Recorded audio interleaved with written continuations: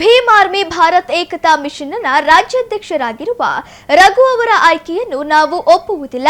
ಹಿಂದಿನ ರಾಜ್ಯಾಧ್ಯಕ್ಷ ರಾಜಗೋಪಾಲ್ ಡಿಎಸ್ ಅವರನ್ನೇ ಮುಂದುವರಿಸಬೇಕೆಂಬುದು ರಾಜ್ಯಾದ್ಯಂತ ಇರುವ ಎಲ್ಲ ಜಿಲ್ಲಾಧ್ಯಕ್ಷರುಗಳ ಒಮ್ಮತದ ನಿರ್ಧಾರ ಎಂದು ದಾವಣಗೆರೆ ಜಿಲ್ಲಾಧ್ಯಕ್ಷ ನಿಂಗಪ್ಪ ತಿಳಿಸಿದರು. ಸುದ್ದಿಗೋಷ್ಠಿಯಲ್ಲಿ ಮಾತನಾಡಿದ ಅವರು, ಹಿಂದಿನ ರಾಜ್ಯಾಧ್ಯಕ್ಷ ರಾಜಗೋಪಾಲ್ ಅವರು ಅಧ್ಯಕ್ಷರಾಗಿ ಕೇವಲ 2 ವರ್ಷ ಮಾತ್ರ ಆಗಿದೆ. ಬೈಲಾ ಪ್ರಕಾರ ಅಧ್ಯಕ್ಷರ ಅವಧಿ 3 ವರ್ಷವಿದ್ದರೂ ರಾಷ್ಟ್ರೀಯ ನಾಯಕರು ನಿಯಮ ಮೀರಿ ರಾಜ್ಯಾಧ್ಯಕ್ಷರನ್ನು ಬದಲಾಯಿಸಿದ್ದಾರೆ ಎಂದು ಆಕ್ರೋಶ ವ್ಯಕ್ತಪಡಿಸಿದರು. ರಾಜಗೋಪಾಲ್ ಅವರು ರಾಜ್ಯಾಧ್ಯಕ್ಷರಾಗಿ ಸೇವೆ ಸಲ್ಲಿಸಿದ ಅವಧಿಯಲ್ಲಿ ಸಂಘಟನೆಯನ್ನು ರಾಜ್ಯಾದ್ಯಂತ ಬಲಿಷ್ಠವಾಗಿ ಕಟ್ಟಿದ್ದಾರೆ.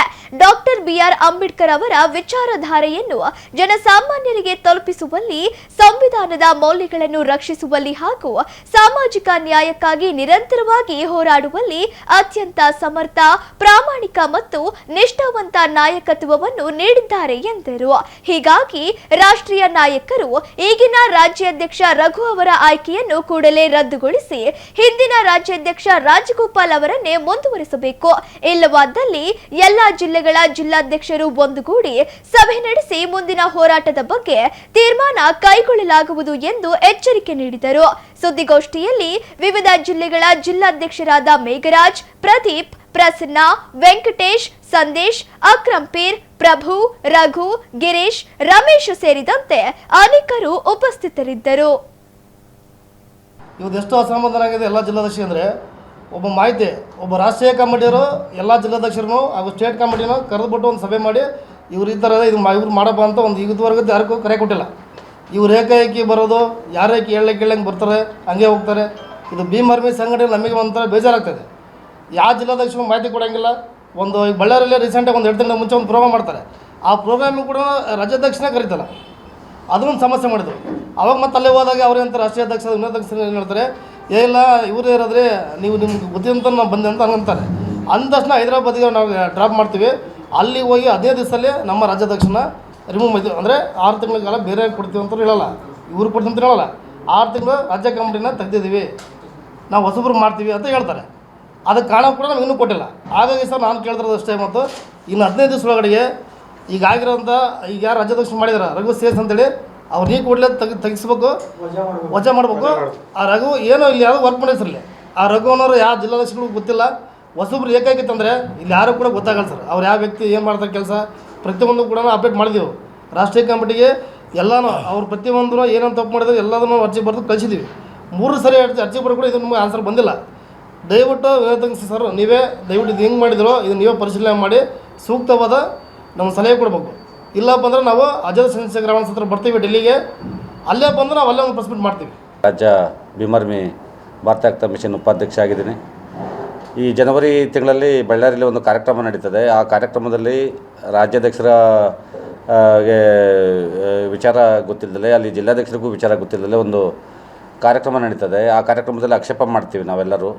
ಆ ಟೈಮಲ್ಲಿ ಇಲ್ಲ ನನಗೆ ಗೊತ್ತಿಲ್ಲ ಅಂತಕ್ಕಂಥ ವಿಚಾರನ ರಾಷ್ಟ್ರೀಯ ಅಧ್ಯಕ್ಷರು ಹೇಳ್ತಾರೆ. ಆಮೇಲೆ ಅಲ್ಲಿಂದ ಕಾರ್ಯಕ್ರಮ ಮಾಡೋಕ್ಕೆ ಅನುವು ಮಾಡಿಕೊಡ್ತೀವಿ. ನಾವು ಕಾರ್ಯಕ್ರಮಕ್ಕೆ ನಾವು ತಡೆನೂ ಕೊಡ್ತೀವಿ DC ವತಿಯಿಂದ, ಆಮೇಲೆ SP ವತಿಯಿಂದ. ಆಮೇಲೆ ಕಾರ್ಯಕ್ರಮನೂ ನಮ್ಮ ಅಪ್ಪಣೆ ಮೇರೆಗೆ ಕಾರ್ಯಕ್ರಮನೂ ನಡೀತದೆ.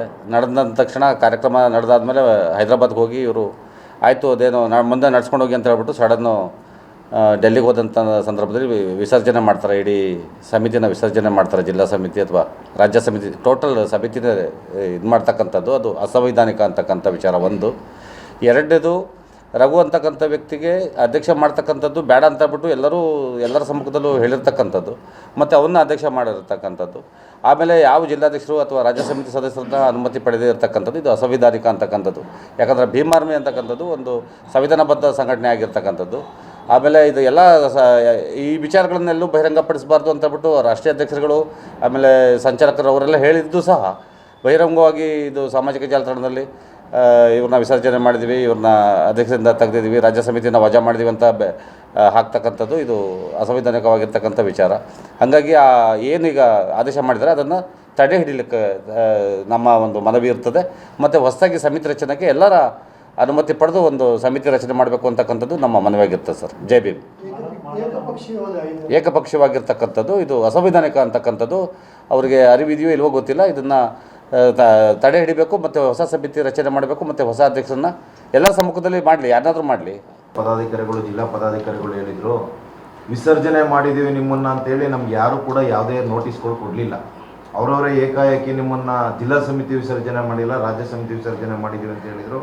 ಈ ಸಂದರ್ಭದಲ್ಲಿ ಕಳೆದ 3 ತಿಂಗಳಿಂದಲೂ ಕೂಡ 14 ಜಿಲ್ಲೆಯ ಜಿಲ್ಲಾಧ್ಯಕ್ಷರುಗಳು, ರಾಷ್ಟ್ರೀಯ ಅಧ್ಯಕ್ಷರು ವಿನಯ್ ರತನ್ ಸಿಂಗ್ ಅವರವರಿಗೆ ನೀವು ಏನು ಬೇರೆಯವ್ರ ಅಧ್ಯಕ್ಷರು ಮಾಡಲಿಕ್ಕೆ ಕೊಟ್ಟಿದ್ದೀರಾ, ಇದು ಸರಿ ಇಲ್ಲ, ಇದು ಸರಿಯಾದ ನಡೆಯಲ್ಲ, ಎಲ್ಲ ಜಿಲ್ಲಾಧ್ಯಕ್ಷರುಗಳ ಅಭಿಪ್ರಾಯ ಸಂಗ್ರಹಿಸಿ ನಾವು ಏನು ನಮ್ಮ ತಾಲೂಕು ಮತ್ತು ಗ್ರಾಮ ಮಟ್ಟದಲ್ಲಿ ಭೀಮಾರ್ಮಿನ ಕಟ್ಟಲಿಕ್ಕೆ ಭಾಳ ಶ್ರಮ ವಹಿಸಿರ್ತೀವಿ, ನೀವು ನಮ್ಮ ಅಭಿಪ್ರಾಯಗಳನ್ನು ಸಂಗ್ರಹಿಸಬೇಕು ಅಂತೇಳಿ 2 ಬಾರಿ ಲೆಟರ್ ಕಳಿಸಿದ್ದೀವಿ. ನಾವು 2 ಬಾರಿ ಲೆಟರ್ ಕಳಿಸಿದ್ರು ಕೂಡ ನಮ್ಮನ್ನು ಪರಿಗಣಿಸ್ತಾರೆ. ಯಾರನ್ನೋ ಈಗ ಏನು ಬಳ್ಳಾರಿ ರಘುವನ್ನವ್ರು ಇದ್ದಾರೆ, ಅವರು ನಮ್ಮ ಸಂಘಟನೆಯಲ್ಲಿ ವಿದ್ಯಾರ್ಥಿ ಘಟಕ ಅಂತೇಳಿ ಇದ್ದರು ರಾಜ್ಯ ಘಟಕದಲ್ಲಿ, ಆದರೆ ಒಂದು ಜಿಲ್ಲೆಗೂ ಕೂಡ ಭೇಟಿ ಕೊಡಲಿಲ್ಲ. ಅವರು ಭೀಮ್ ಆರ್ಮಿಯ ಸಕ್ರಿಯ ಕಾರ್ಯಕರ್ತರೇ ಆಗಿರಲಿಲ್ಲ, ಬರೀ ಹೆಸರಿಗಷ್ಟೇ ಭೀಮ್ ಆರ್ಮಿ ಪದಾಧಿಕಾರಿಯಾಗಿ ಒಂದು ಜಿಲ್ಲೆ ಆಗಲಿ ಒಂದು ತಾಲೂಕಿಗೂ ಭೇಟಿ ಕೊಡಲಿಲ್ಲ. ಈಗ ಅಂಥವ್ರನ್ನ ತಂದು ರಾಜ್ಯಾಧ್ಯಕ್ಷರು ಮಾಡಿದ್ದೀವಿ ಅಂತ ಹೇಳಿದರೆ ನಾವು ಅವರೊಟ್ಟಿಗೆ ಕೆಲಸ ಮಾಡಲಿಕ್ಕೆ ಆಗಲ್ಲ ಅಂತೇಳಿ ನಾವು ಅವ್ರಿಗೆ ಮನವಿ ಮಾಡಿದ್ದೀವಿ. ಆದರೂ ಕೂಡ ಅವರು ನಮ್ಮ ಮನವಿನ ಪರಿಗಣಿಸ್ತಾನೆ ಮಾಡಿದ್ದಾರೆ. ಈ ಏನು ಈ ಪ್ರೆಸ್ ಮೀಟ್ ಪತ್ರಿಕಾಗೋಷ್ಠಿ ಉದ್ದೇಶ, ಇನ್ನು 15 ದಿನಗಳ ಕಾಲ ನಾವು ರಾಷ್ಟ್ರೀಯ ಸಮಿತಿಗೆ ಒಂದು ಗಡುವು ಕೊಡ್ತೀವಿ.